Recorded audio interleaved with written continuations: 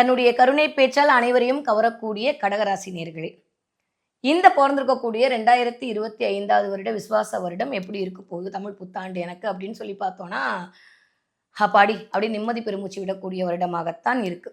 Already சொன்ன மாதிரி புத்தாண்டு பலன்கள் எல்லாம் சனி பயிற்சியும் குரு பயிற்சியும் ராகுகேது பயிற்சியும் வச்சு மிங்கிலாகி நம்மளுக்கு என்ன பலன் வரப்போகுது அப்படின்றது தான் சொல்ல போகிறோம்.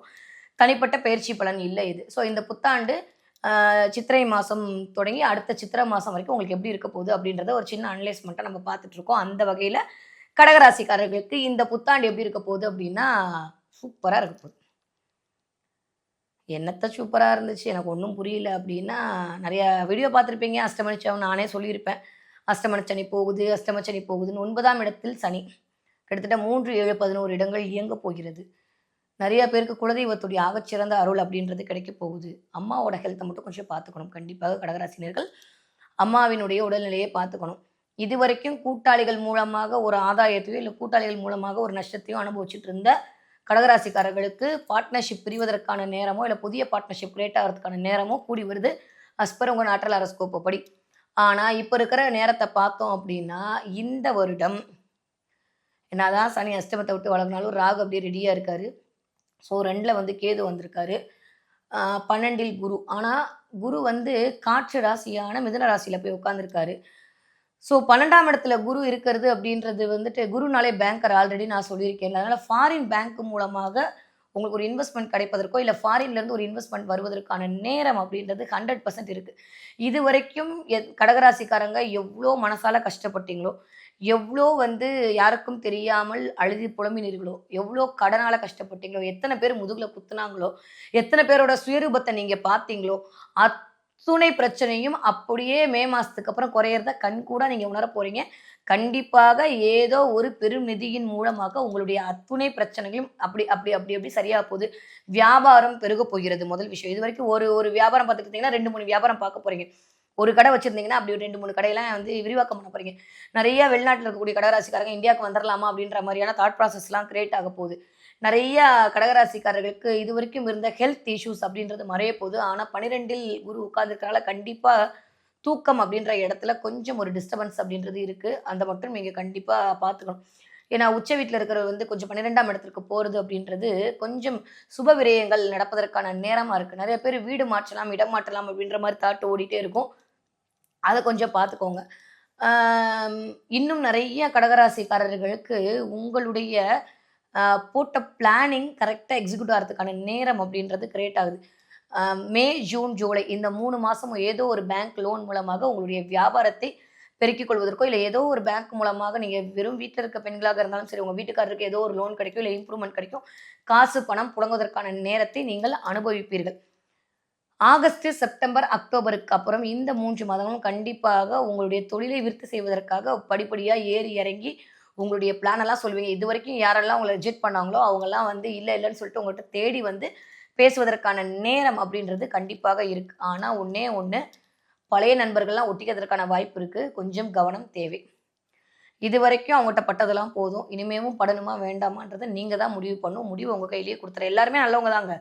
நம்மளுக்கு செட் ஆவாங்களா இல்லையான்றதை பொறுத்த இருக்கு. ஏன்னா தாய் உள்ளம் கொண்ட கடகராசின்னு தான் நான் எப்பயும் சொல்லுவேன்.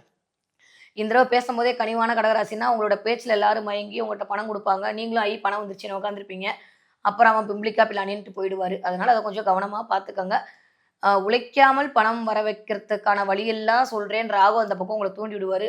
முடியவே முடியாது, எனக்கு பெட்டர் மாஸ் லைட்டு தான் வேணும், நான் உழைச்சி தான் சம்பாதிப்பேன்னு சொல்லிட்டு நீங்கள் அடம் பிடிச்சிட்டிங்கன்னா நம்ம ராகுக்கு எதுவாக பின்னாடி தள்ளி விட்டுறலாம். அப்படி இல்லை அப்படின்னா 8ஆம் இடத்துல வர ராகு ஏதோ ஒரு பெரிய விளைவுகளை கொடுப்பதற்கு ரெடியாக இருக்கார். ஆனால் திடீர் அதிர்ஷ்டத்தையும் கிரியேட் பண்ணி கொடுக்கும்.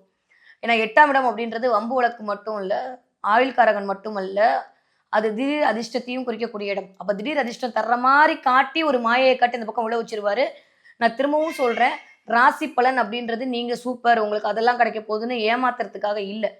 இதெல்லாம் இருக்குங்க, கொஞ்சம் பார்த்து நடந்துக்கங்க அப்படின்னு சொல்கிறதுக்காக மட்டும்தான். நீங்களும் அதை நம்பி தான் பார்க்க வரீங்க.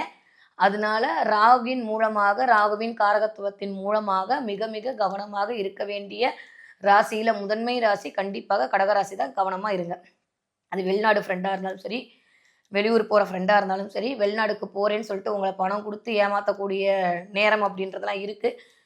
கொஞ்சம் தேவையில்லாமல் உட்காந்த இடத்துல நம்ம பணம் சம்பாதிக்கலாமா அப்படின்ற மாதிரியான தாட்டெல்லாம் ராகு உங்க கிரியேட் பண்ணி விடுவார். அதில் கொஞ்சம் கவனமாக இருக்கணும். 2ஆம் இடத்துல வேற கேது உட்காந்துருக்காரு. குடும்பத்தை விட்டு வெளியில் போகக்கூடிய சூழ்நிலையோ இல்லை குடும்பத்தை பார்த்தாலே எனக்கு பிடிக்கல அப்படின்ற மாதிரி சூழல்லாம் கிரியேட் பண்ணி விட்டுருவாரு. 2ஆம் இடத்துக்கு கேதுனாலே கொஞ்சம் தடை, இல்லை கேதுனா கொஞ்சம் ஞானம். ஸோ அப்போ வந்து ஐயோ எனக்கு இப்போ ஏதோ ஒரு புருஷ மண்டாட்டியோட வாழ்றதுல ஏதோ ஒரு பிரச்சனையோ இல்லை குடும்பத்தோடு இருக்கிறதுல ஏதோ ஒரு தடையோ கொடுத்துரும். அது கண்டிப்பாக உங்களுக்கு ஒரு ப்ரமோஷன் மூலமாக நீங்கள் வேறு ஊருக்கு போயிட்டு 2 பேரும் அப்படி லைட்டாக உட்காந்துருக்கிற மாதிரியான அமைப்பே கொடுக்கட்டும் நானும் வேண்டிக்கிறேன். 2ஆம் இடம் அப்படின்ற இடத்துல கொஞ்சம் கவனமாக இருக்கணும். சரியா? அதே மாதிரி இந்த பக்கம் அப்படியே கீழே இறங்கி வந்தீங்கன்னா குருவோட பார்வையெல்லாம் சூப்பராக தாங்க இருக்குது. ஒன்றும் கவலைப்பட வேண்டாம். நிறையா வந்து இடம் வாங்கலாமா, லேண்டு வாங்கலாமா, புது வீடு வாங்கலாமா அப்படின்லாம் யோசிப்பீங்க. கொஞ்சம் 2026 வரைக்கும் அப்புறம் பார்த்துக்கலாம். இப்போ இந்த வருடம் நீங்கள் பண்ண வேண்டிய முதல் வேலை என்னென்னா, இது வரைக்கும் அஷ்டமச்சனில் வாங்கின அடியெல்லாம் வந்து சரி பண்ணுறது. யார்கிட்டெல்லாம் வந்து பேச்சு வாங்கணுமோ அவங்ககிட்ட இருந்தெல்லாம் வந்துட்டு விலகி இருக்கிறது.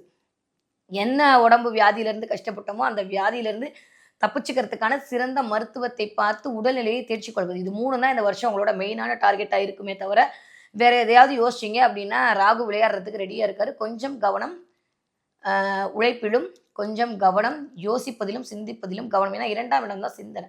2ஆம் இடம் தான் வந்து காலபுருஷனோட 5ஆம் இடம் வருது. அது சிந்திக்கக்கூடிய மனோ இடத்தை குறிக்கக்கூடிய இடம். அப்போ தேவையில்லாமல் வந்து வீடை பற்றி யோசிச்சு எனக்கு அது வேணாம் இது வேணாம் நான் பயமுறுத்த சொல்ல நிறைய வந்து டைவர்ஸ் கேஸ் ஆகுது, கோர்ட்டு கேஸ் ஆகுது, பிரியறது எல்லாமே வந்து 2ல் கேது வரும்போது நடக்குது. அதனால் அதில் கொஞ்சம் கவனமாக இருந்துக்குங்க. எல்லாமே பிளானட் தான் பண்ணுது. அதனால் அதில் அவசரப்பட்டு முடிவு பண்ணி தேவையில்லாமல் வம்பு வழக்கில் மாட்டிக்காதீங்க. கண் அப்படின்ற இடத்துல கொஞ்சம் கவனம் தேவை.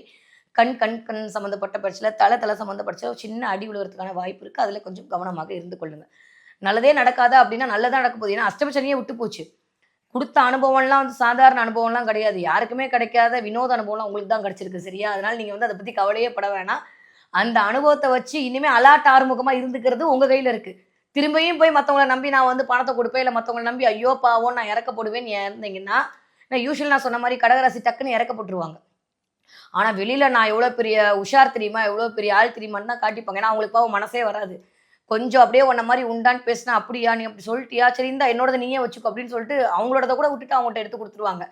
ஆனால் சொல்கிறது என்னமோ பார்த்தியா நான் ஒன்று கொடுத்தேன், ஆனால் அவன்கிட்ட வந்து 3 வரும் தெரிஞ்சு தான் கொடுத்தேன் அப்படிம்பாங்க. அங்கே ஒன்றும் வராது, நம்மளுக்கும் தெரியும்.